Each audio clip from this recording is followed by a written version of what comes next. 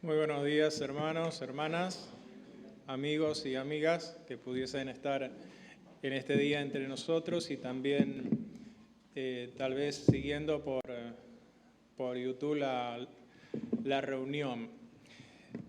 Con la ayuda del Señor vamos a en esta mañana meditar una vez más sobre aquella antigua historia que acabamos de cantar, la historia de Cristo y de su amor.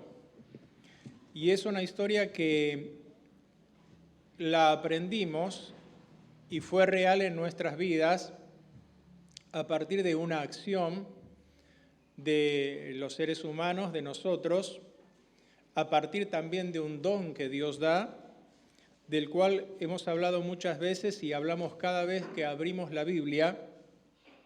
Esa acción es descrita en la Biblia con una palabra muy corta de solamente 2 letras, que es la palabra fe. Vamos a hablar una vez más de este tema, de esta acción del hombre que es la fe. Es una acción muy importante, una de las acciones importantes del hombre, ya que tiene una trascendencia muy grande, trascendencia eterna, podríamos decir, porque la fe define no solamente la manera en que el hombre va a vivir en este mundo, sino también la eternidad. Incide en aquellos que tienen fe, en aquellos que depositan su fe en Dios de una manera positiva, dándole una eternidad feliz y de gozo. Pero incluso en los que la toman de manera negativa o no ejercitan la fe en Jesucristo o rechazan la fe en Jesucristo, también tiene trascendencia eterna. Porque la Escritura enseña que en la eternidad Dios llamará a juicio a toda persona, a todo corazón, y allí tendrá que dar cuenta de todo lo que ha hecho, pero específicamente de lo que hizo con la oferta que Dios le hizo de salvación y qué decidió en cuanto a Cristo, si Dios decidió creer o no creer. Es tan importante que nosotros lo vamos a encontrar en toda la Biblia. Y aunque en el Antiguo Testamento no se encuentra esta palabra muchas veces, se encuentra muy pocas veces en el Antiguo Testamento, allí en el libro de Habacuc, dice que el justo por su fe vivirá. Dice que el alma se enorgullece delante de Dios, pero el justo por su fe vivirá. Es Dios quien está hablando, le está respondiendo a Habacuc y le está dando la clave para vivir, y no solamente para vivir en este mundo, sino para vivir eternamente. El justo por la fe vivirá. Se encuentra tal vez esa sola vez en ese sentido. Hay otras veces más en el Antiguo Testamento que se habla o se menciona la palabra fe, por lo menos en la traducción Reina Valera, pero sí se encuentra la otra palabra que es confiar o creer. Y hay muchísimos ejemplos de personas que confiaron y creyeron en la persona de Dios, incluso antes que entrara el pecado, porque sabemos por lo que enseña la Escritura que el pecado entra al mundo y al hombre allí en Génesis capítulo 3, cuando el hombre desobedece a Dios. Cuando la mujer toma de aquel fruto prohibido, come, le da a su marido y come, allí entra el pecado. Pero anterior a eso, Adán y Eva, estando en una condición de perfección, tal cual Dios lo había creado, necesitaba de fe para permanecer en esa condición. Porque fe es creerle a Dios. Y Dios le había dicho, no comas de determinado árbol. Necesitaba ejercitar la fe para permanecer en esa condición. No lo hizo y la Escritura enseña que el pecado entró en el mundo por un hombre y por el pecado la muerte. Y la muerte así pasó a todos los hombres. Pasa el tiempo, los hijos de Adán nacen pecadores, comienzan a multiplicarse el pecado y llega un punto en que dice que la maldad sube y muestra como una figura así hasta la misma presencia de Dios, hasta el mismo cielo. Y Dios no lo puede tolerar, porque Él ha creado a las personas, ama a la persona, ama al pecador, no importa lo que esté haciendo o lo que haya hecho, pero no puede tolerar el pecado. Dice la Escritura que en el cielo, en la casa de Dios, no entrará ninguna cosa que hace abominación y pecado. Así que se multiplica la maldad, pero allí aparece la fe en una persona llamada Noé. También hubo otros antes. Y dice que Noé le creyó a Dios. Y Dios había dicho, he decidido el fin de todo ser viviente. ¿Por qué? Por el pecado.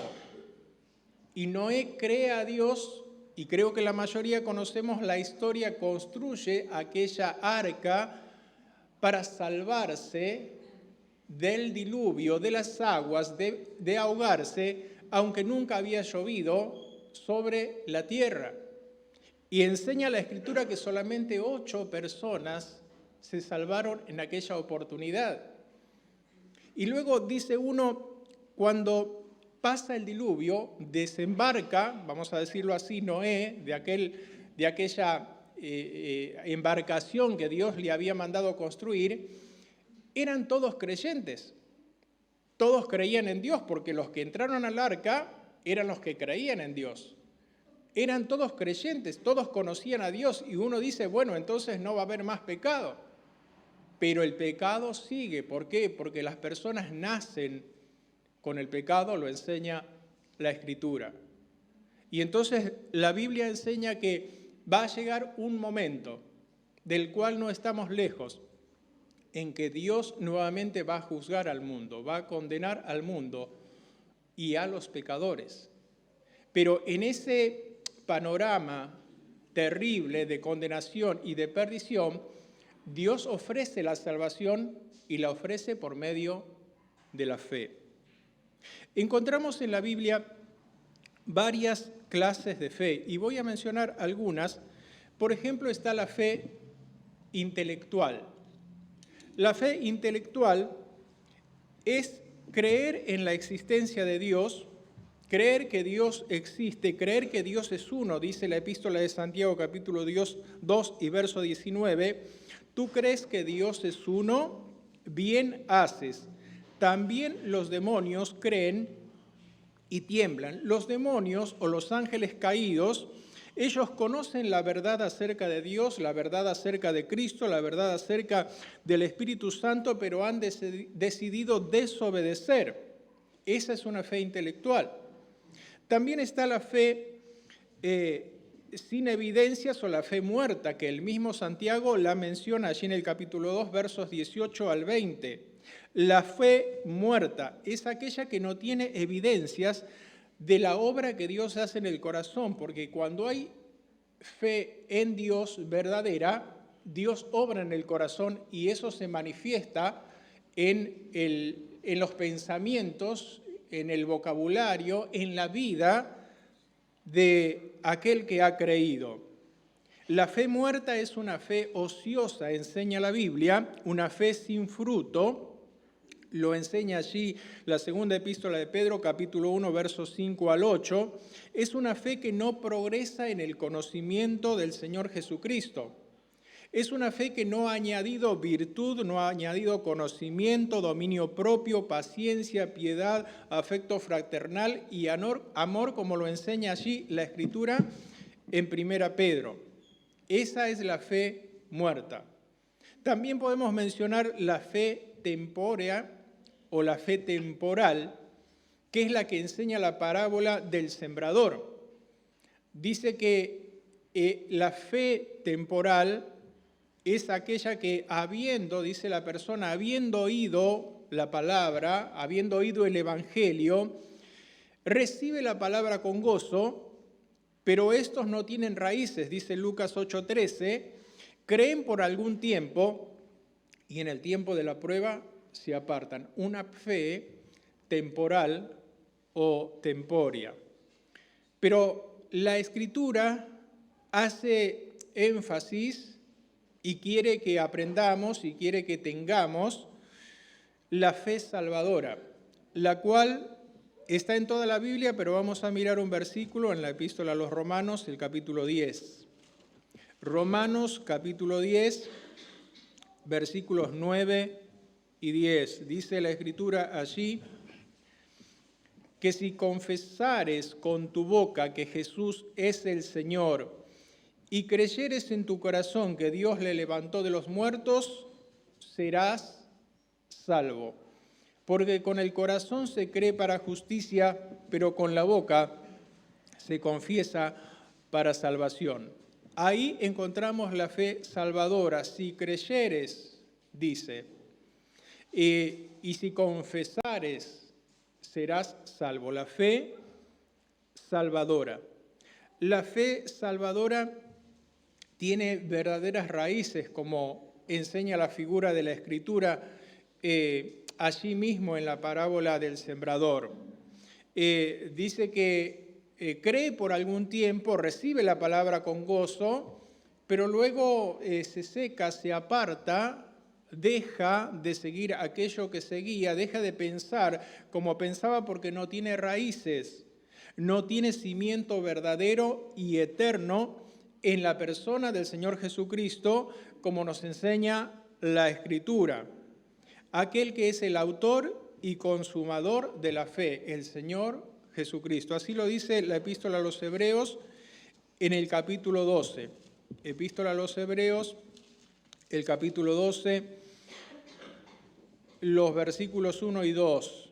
Dice, por tanto, nosotros también, teniendo en derredor nuestro tan grande nube de testigos, despojémonos de todo peso y del pecado que nos asedia y corramos con paciencia la carrera que tenemos por delante, puestos los ojos en Jesús, el autor y consumador de la fe, el cual por el gozo puesto delante de él sufrió la cruz, menospreciando el oprobio, y se sentó a la diestra del trono de Dios. La fe verdadera, una fe que tiene raíces, una fe que tiene cimiento, una fe que tiene fundamento. El Señor Jesús enseñaba a las personas, enseñaba a los hombres a detenerse en el camino de su vida y a pensar en esto, si su fe realmente tenía raíces, si su fe realmente tenía cimientos. Vayamos al Evangelio según San Lucas y allí en el capítulo 14 vamos a encontrar que el Señor Jesús invita a esta detención, a esta meditación, para saber y asegurarse si la fe es la fe verdadera, la fe salvadora, si tiene raíces, si tiene cimiento. Dice 14 de Lucas, el versículo 28 al 30. Evangelio de Lucas, capítulo 14, versículos 28 al 30, dice, porque ¿quién de vosotros, queriendo edificar una torre, no se sienta primero y calcula los gastos, a ver si tiene lo que necesita para acabarla? No sea que después que haya puesto el cimiento y no pueda acabarla, todos los que lo vean comiencen a hacer burla de él, diciendo, este hombre comenzó a edificar y no pudo acabar. La invitación a analizar, a evaluar, a meditar sobre la fe. ¿Mi fe es la fe verdadera? ¿Tiene raíces? ¿Tiene cimiento? Aquí eso es lo que el Señor Jesús está invitando. Y el hombre generalmente hace esta evaluación cuando de determinadas situaciones y no siempre lo evalúa bien o no siempre, digamos, el cálculo que saca va a ser un resultado positivo, un resultado feliz. ¿Por qué? Porque la invitación es aquí a evaluar si la fe tiene raíces, pero evaluarlo o pensarlo o meditarlo a la luz de la palabra de Dios, que es la verdad. Allí cuando nosotros evaluamos nuestra fe a la luz de la palabra de Dios, entonces vamos a poder evaluar de manera correcta. El cálculo del hombre por lo general es en base a sus obras. ¿No es cierto? Esto lo vamos a escuchar muchas veces y cuando conversamos con las personas. Es en base a sus obras. Ahora, el cálculo a la luz de la palabra de Dios es distinto, porque lo hace basado en las Escrituras. Cuando el hombre piensa en sus obras, dice, yo soy bueno, no le hago nada a nadie, ayudo a esta persona, ayudo a mi familia, así me decía una persona la semana pasada, ayudo a mi familia, trato de hacer el bien, entonces eso tiene un valor. Y es verdad que tiene un valor, pero cuando lo evaluamos a la luz de la palabra de Dios, nos damos cuenta que ese valor no alcanza para ser salvo, no alcanza para ir al cielo, no alcanza para ser librado de la condenación. Y lo enseña el pasaje que hemos leído anteriormente cuando presidía nuestro hermano allí en Efesios, el capítulo 2. Vamos a leer nuevamente una parte por ahora. Capítulo 2 y versículos 8 al 10. Dice, porque por gracia sois salvos, por medio de la fe. Y esto no de vosotros, pues es don de Dios, no por obras para que nadie se gloríe. Ahí es una evaluación a la luz de la palabra de Dios. Y nos enseña varias cosas, nos enseña que es un don, como estamos mencionando, nos enseña que es un regalo, que es otra forma de decirlo, algo que da Dios y no se consigue por obras o por buenas obras. Sentarse a la luz de la palabra de Dios, entonces, nos enseña que con las obras no alcanza para tener esta fe salvadora, sino que nos enseña que la evaluación que nosotros hacemos es deficiente, tiene faltantes, dice que estamos muertos, dice que somos desobedientes, que somos pobres, que tenemos malos deseos. Lo vamos a leer de vuelta, aunque ya lo hemos leído. Capítulo 2, verso 1 ahora de Efesios. Dice, y Él os dio vida a vosotros cuando estabais muertos. Estamos muertos. Muertos en vuestros delitos y pecados, somos pecadores. Verso 2, en los cuales anduvisteis en otro tiempo, siguiendo la corriente de este mundo conforme al príncipe de la potestad del aire, el espíritu que ahora opera en los hijos de desobediencia. Somos desobedientes, es lo que dice la Escritura, y esta Escritura es la que se utiliza para evaluar si la fe es fe salvadora o es otra clase de fe. Verso 3, entre los cuales también todos nosotros vivimos en otro tiempo, en los deseos de nuestra carne, haciendo la voluntad de la carne y de los pensamientos, y éramos por naturaleza hijos de ira, lo mismo que los demás. Ahí es la evaluación a la luz de la palabra de Dios o con la luz de Dios. Y está mencionando todas estas cosas. La cuestión de muerte, la cuestión de desobediencia, la cuestión de pecado, la cuestión o la situación de hijos de ira. Hijos de ira, es decir, por nuestro pecado Dios debe castigar, debe derramar su ira, porque no puede soportar el pecado. Ahora nos va a hablar de Dios a partir del versículo 4, dice, pero Dios, que es rico en misericordia, por su gran amor con que nos amó, aun estando nosotros muertos en pecados, nos dio vida juntamente con Cristo, por gracia sois salvos, y juntamente con Él nos resucitó, y asimismo nos hizo sentar en los lugares celestiales con Cristo Jesús, para mostrar en los siglos venideros las abundantes riquezas de su gracia, en su bondad para con nosotros en Cristo Jesús. Vemos que esta fe que Dios da es una fe poderosa, porque dice, aún estando muertos, nosotros en delitos y pecados nos dio vida juntamente con Cristo. Para dar vida a alguien tiene que ser alguien con mucho poder. Y aquí el poder es de Dios.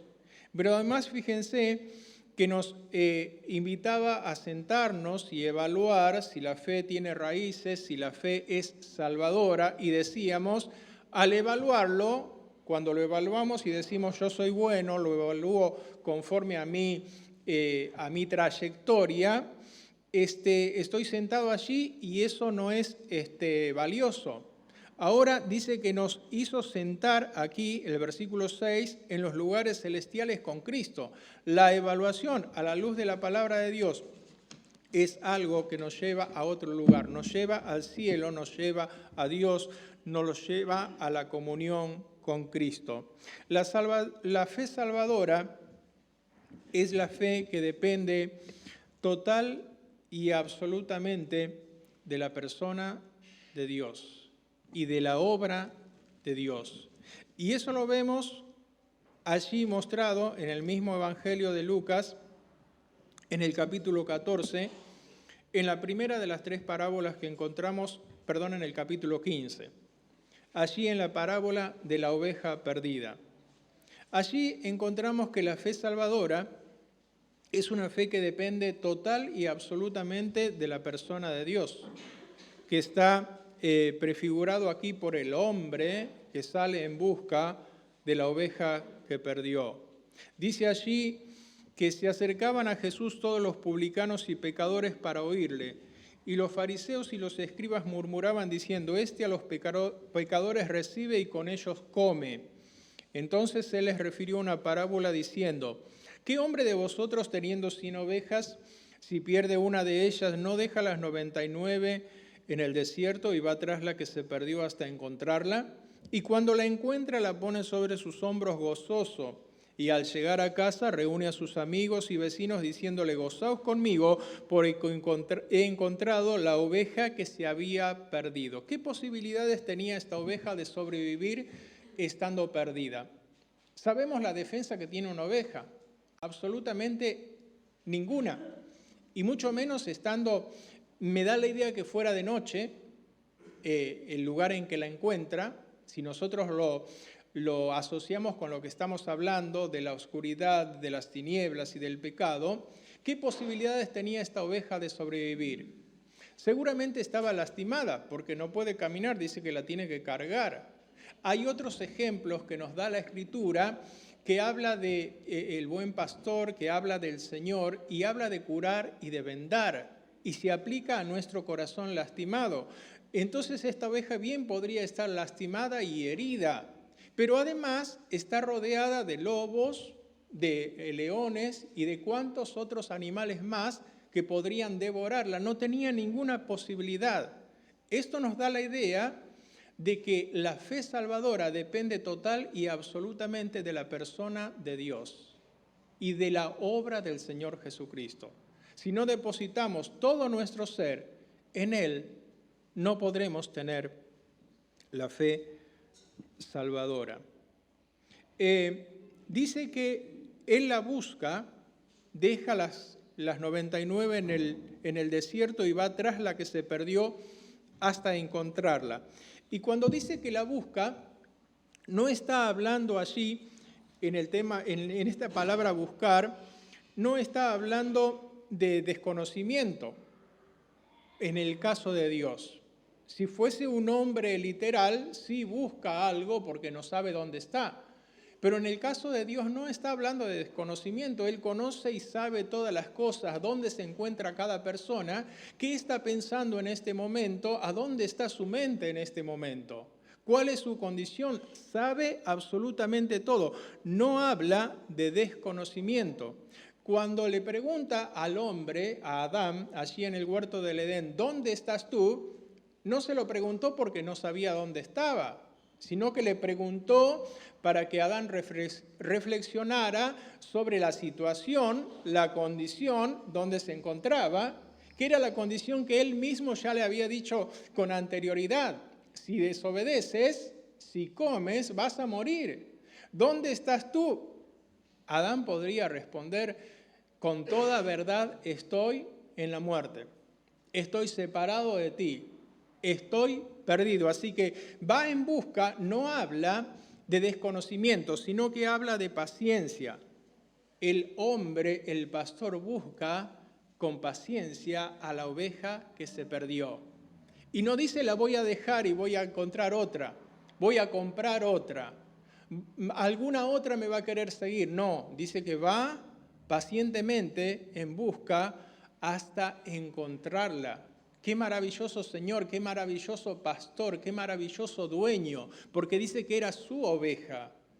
Y va hasta que la encuentra y luego la carga sobre sus hombros y la lleva al redil. La fe salvadora depende total y absolutamente de la mano, del poder, de la obra, de la misericordia y de la gracia de Dios.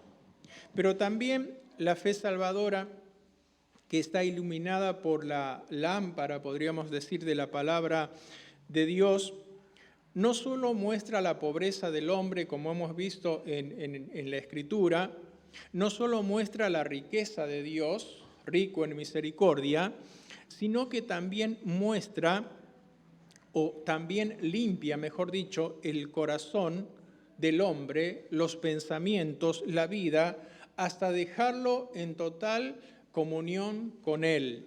Y eso podemos sacarlo o extraerlo de la próxima parábola, de la parábola de la moneda perdida. Dice que una mujer tiene 10 dracmas y si pierde una, enciende la lámpara y barre la casa y busca con diligencia hasta encontrarla. Y cuando la encuentra, reúne a sus amigas y vecinas diciendo, gozaos conmigo porque he encontrado la dracma que se había perdido.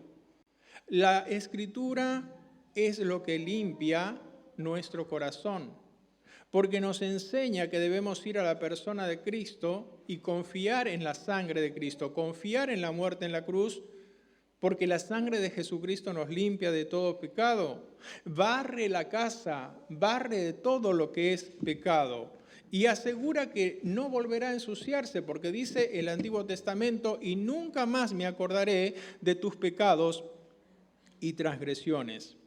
Pero por último, la fe salvadora es una oración,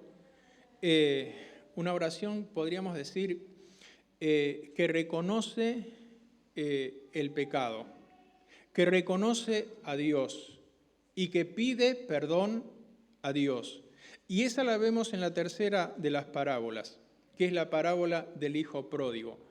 Allí vamos a meditar brevemente en la oración de este hijo, aunque el otro también oró, ¿no es cierto? El hijo mayor. Dice que había 2 hijos en esta parábola que cuenta el Señor Jesús. Uno pidió la herencia, el Señor le dio a los 2, o el Padre les dio a los 2 la herencia.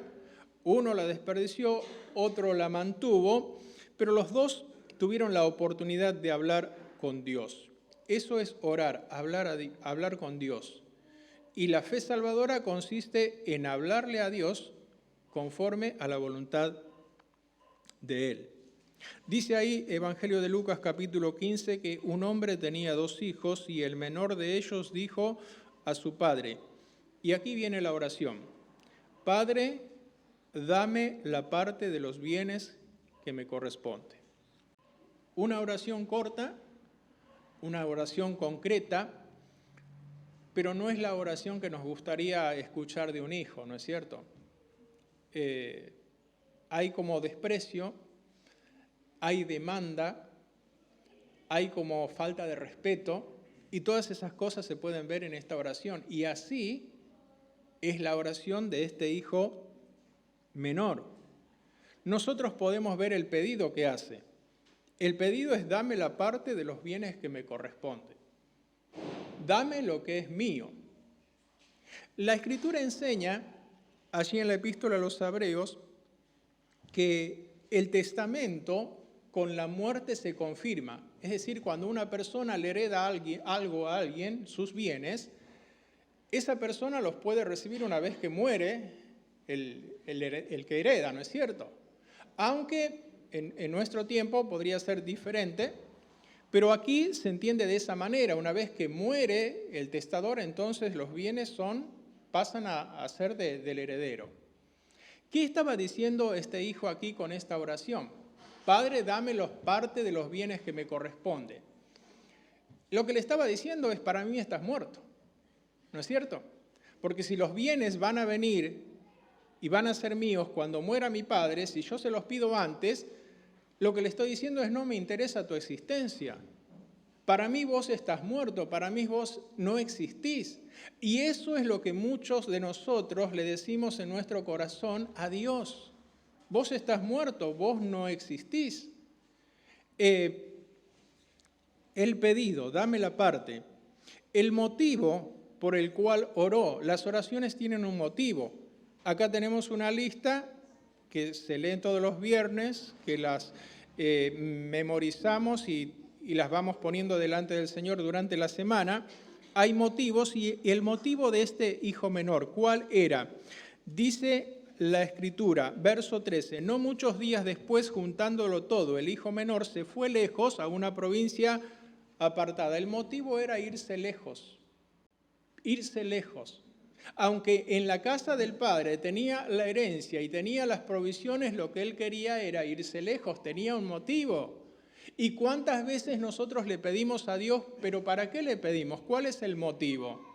Le pedimos que Él nos cure, le pedimos que Él nos salve, nos sane, le pedimos que Él nos dé trabajo. La frase es salud, dinero y amor, creo que es, ¿no es cierto? Le pedimos esas tres cosas, pero ¿para qué le pedimos? ¿Será el motivo como el del hijo pródigo? No muchos días después se fue lejos. El motivo es alejarse de la casa del Padre. Y la bendición, toda dádiva, todo pedido tiene una bendición, tiene una recompensa. ¿Cuál es la bendición aquí? Bueno, dice la Escritura que los bienes que le dio el Padre eran bienes materiales. Y eso era lo que pidió. Y recibió bienes materiales. ¿Y cuánto le duró? Le duró muy poco, porque sabemos cuánto tarda una persona viviendo de esta manera en gastar, aunque la herencia fuese muy grande. Tarda muy poco. La bendición fue pequeña y además fue triste, porque dice que él tuvo que sufrir hambre, tuvo que rebajarse a cuidar cerdos, tuvo que rogar, tuvo que desear comer lo que comían los cerdos y nadie le daba. Pero esta oración va a cambiar después que él se sienta y analiza a la luz de la palabra de Dios o a la luz de la guía del Espíritu de Dios. Y pasamos al versículo 21. Dice, está la otra oración, o la segunda parte de la oración. Dice, y el hijo, era el mismo menor, era el que había malgastado todo, era el que había pedido al padre, dice, y el hijo le dijo, Padre, he pecado contra el cielo y contra ti, y ya no soy digno de ser llamado tu hijo. Pero el padre dijo a sus siervos, sacad el mejor vestido y vestidle, y poned un anillo en su mano y calzados en sus pies, y traed el becerro gordo y matadlo, y comamos y hagamos fiesta, porque mi hijo muerto era y ha revivido, se había perdido y es hallado, y comenzaron a regocijarse. Ahí tenemos también el pedido en esta oración. ¿Y cuál es el pedido aquí? El pedido es perdón. Porque dice, he pecado contra el cielo y contra ti. Lo que hay es arrepentimiento, lo que hay es pedido de perdón. Va al Padre y va al mejor lugar a pedir perdón.